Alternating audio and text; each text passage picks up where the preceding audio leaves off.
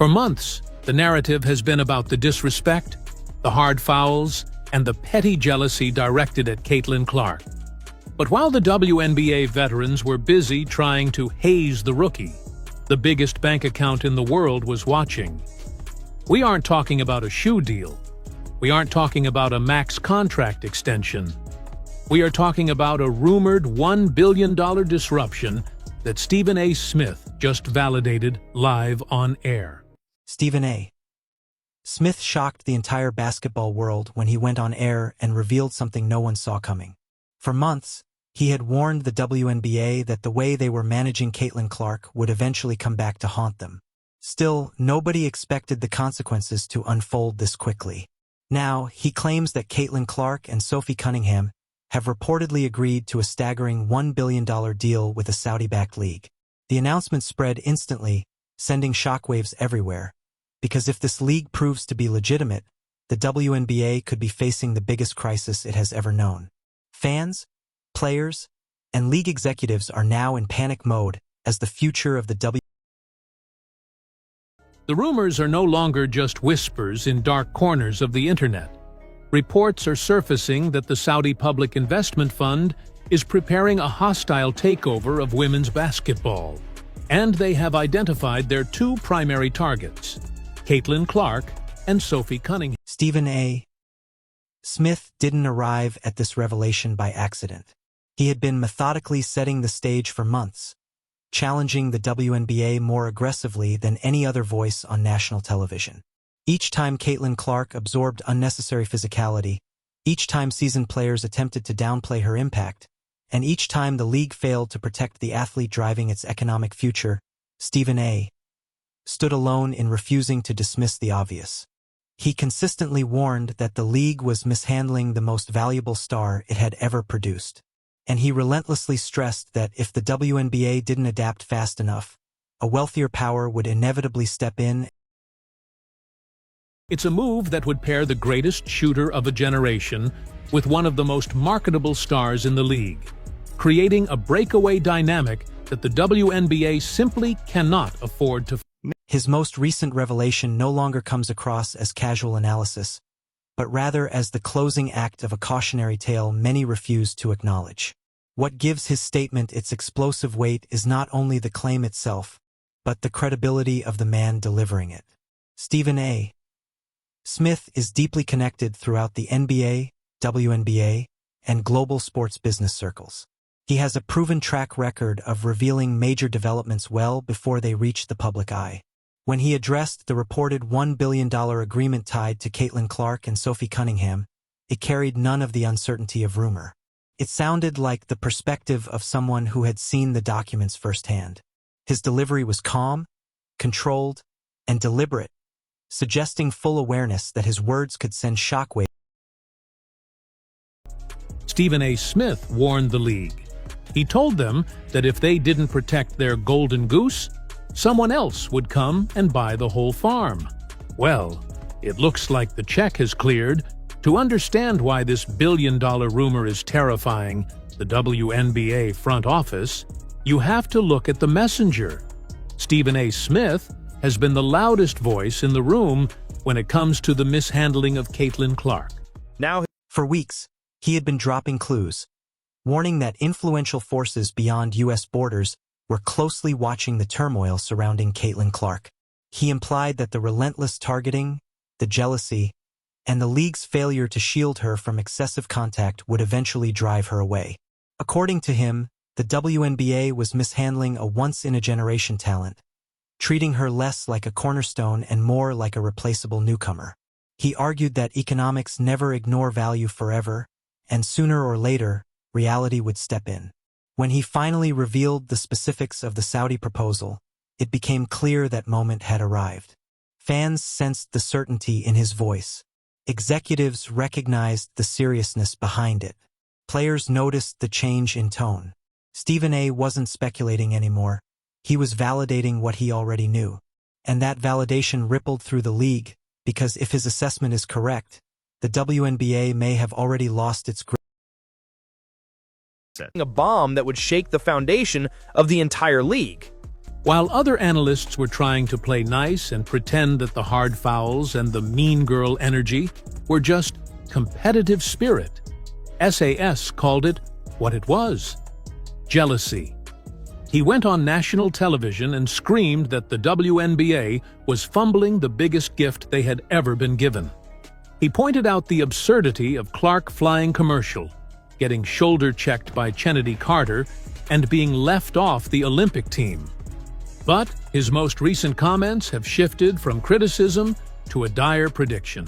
The moment the $1 billion number emerged, it was obvious this was far more than a standard endorsement or a one-time appearance payment. This was an offer bold enough to reshape the very foundation of an entire sport. According to reports, the Saudi proposal involves a complete league replacement built around star appeal rather than traditional team systems. The objective is straightforward: secure the most powerful names in women's basketball, create a global, tournament-style league, and establish it as the top destination for elite players. To launch this vision, Caitlin Clark and Cunningham were selected as the central figures. From a financial standpoint, the WNBA simply cannot compete.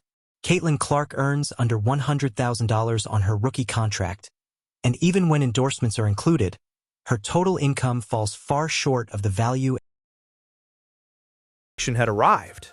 Smith confirmed that the market always corrects itself.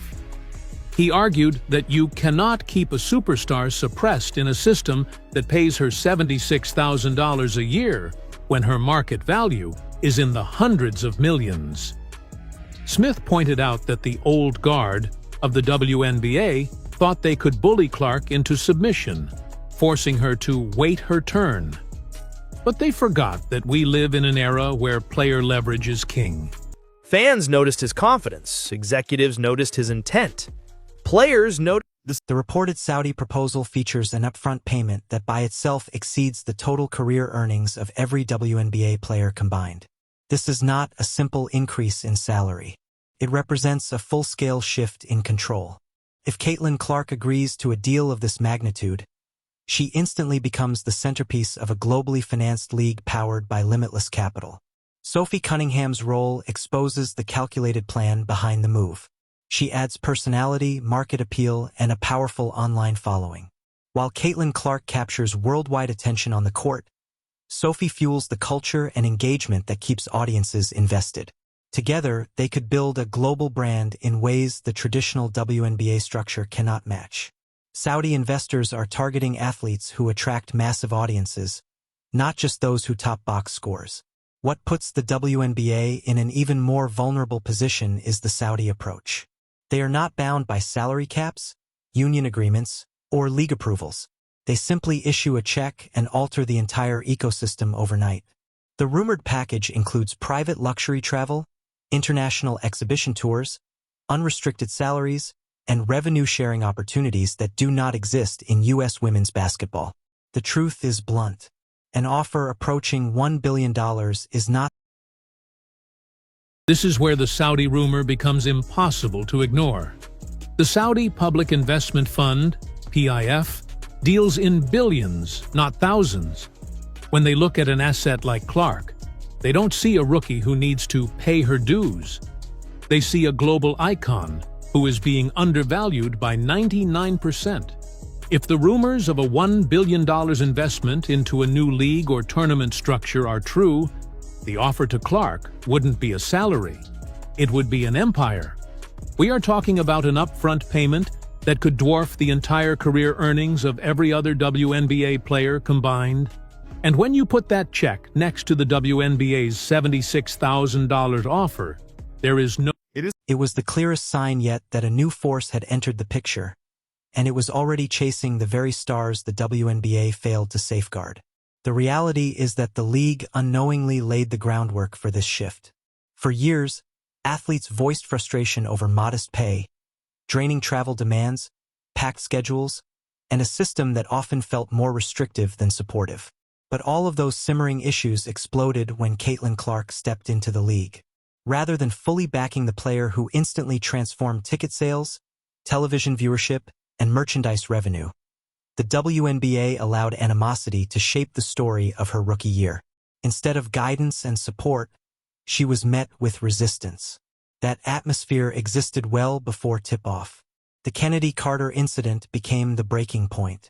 Viewers nationwide watched Clark absorb a brutal hit while officials failed to react. A play that warranted serious punishment was dismissed as routine physicality. Soon after, past remarks from Diana Taurasi resurfaced, cautioning Clark about what awaited her. To many, it felt less like experience being shared and more like bitterness on display. The league had an opportunity to make it clear that its most promising star would be protected, yet it hesitated, allowing chaos to fill the void. Quiet conversations spread among players about veteran power struggles. Outside commentators questioned why hierarchy seemed more important than growth. Fans sensed the imbalance immediately. How could a league hungry for expansion allow its most profitable talent to be targeted in front of millions with no accountability? The explanation was straightforward. The system had been fractured long before Clark arrived. That fracture opened the door wide. Investors seek instability. They watch for unrest. They move when organizations lose focus. By the time Saudi investors began studying the landscape, the WNBA had already created the perfect scenario. A generational star left unsupported. A passionate fan base growing angrier by the week. A league struggling to control its narrative instead of protecting its future. Without meaning to, the WNBA pushed its greatest assets toward deeper pockets. And now those pockets are ready to construct something much larger. Caitlin Clark is far more than a skilled newcomer.